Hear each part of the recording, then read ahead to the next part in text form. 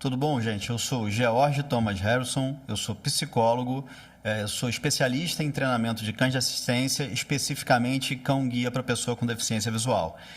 E eu vim dividir com vocês um projeto que eu tenho nas redes sociais, que é o Meu Cão no Divã, onde eu falo sobre comportamento canino, a interação entre a gente, né, o ser humano e o cão, e como o nosso comportamento interfere também no comportamento dos nossos cães.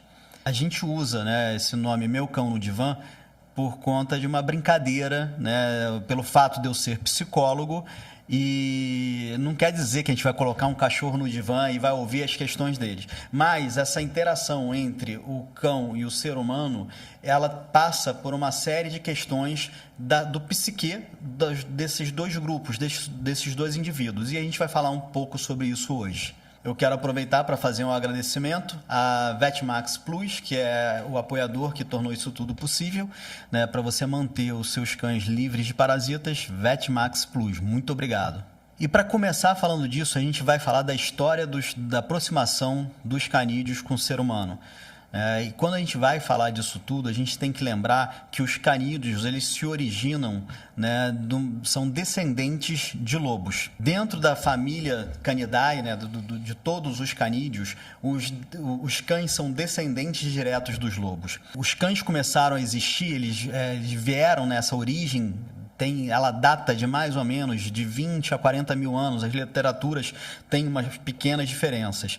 As literaturas mais modernas, e que eu procuro me basear, falam da origem desses animais vindo da Eurásia, de dois grupos separados que depois migraram e, através de cruzas e da aproximação do ser humano que interferiu nessas cruzas, foi se originando uma série de mudanças no fenótipo e no genótipo desses canídeos, originando assim os cães que a gente tem hoje, os cães familiares, que são os cães que convivem com a gente.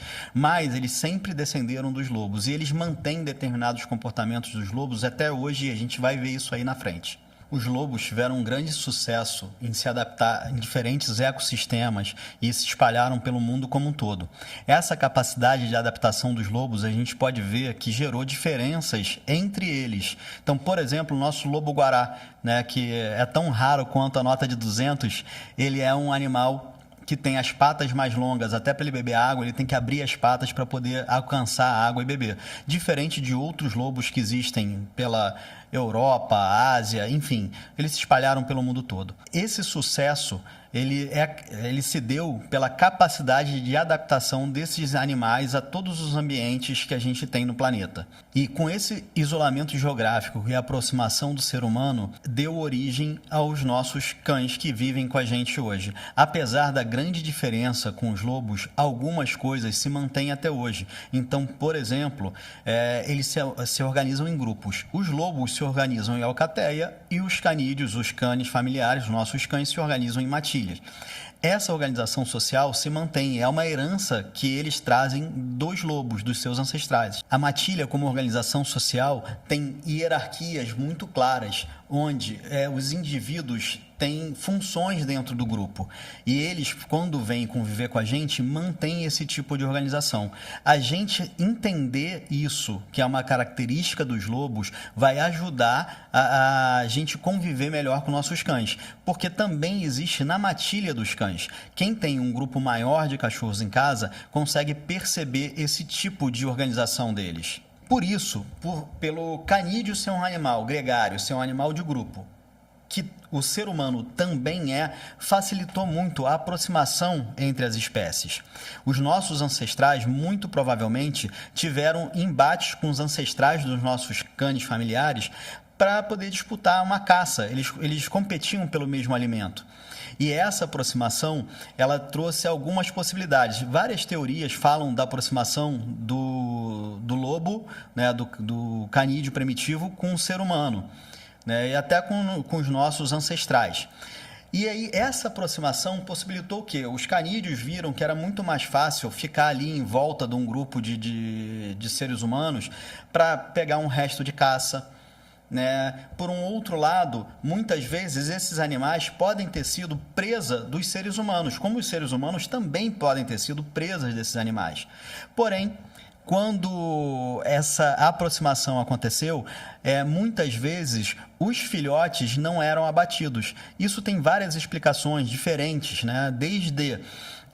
Existe uma tendência aos animais de grupo a adotar o filhote de outro grupo, né? Aqueles olhos maiores, as feições que lembram até um neném, fazem com que o ser humano tenha uma certa pena, um certo cuidado e queira cuidar daquele animalzinho. Hoje em dia, algumas tribos da Nova Guiné, por exemplo, elas têm um hábito de, quando abatem uma presa, elas pegam o filhote e criam como um membro da tribo. Seja ele qual for, pode ser de um primata, pode ser de um tipo de ave, pode ser de um canídeo. Ele vai ser criado na tribo como um membro da tribo e nunca vai ser abatido.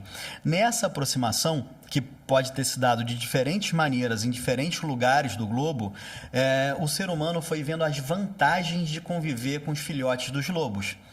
Porque muito antes de um predador ou de um inimigo chegar, a audição, o faro daquele canídeo já estava percebendo a aproximação do inimigo e acabava latindo, né, emitindo um sinal, e o ser humano podia se defender. A partir daí começa toda uma parceria entre esses dois indivíduos. E hoje a gente tem cães que vão trabalhar como cães pastores, a gente tem cães que vão ser cães de assistência, como os cães que eu treino, né? Cães de companhia, mas essa aproximação, ela trouxe benefícios para o ser humano e ajudou o ser humano a evoluir na sociedade. O canídeo foi parte da evolução do ser humano, ajudando na caça, ajudando no pastoreio, ajudando o controle de pragas, por exemplo. Então, a gente tem raças que ficavam nas fazendas, ficavam protegendo ali os silos, os grãos, de roedores. E essa parceria entre essas duas espécies foi fazendo com que o número de raças e os cruzamentos seletivos fossem aumentando, gerando hoje essa grande gama de raças que a gente tem em todos os cães no mundo.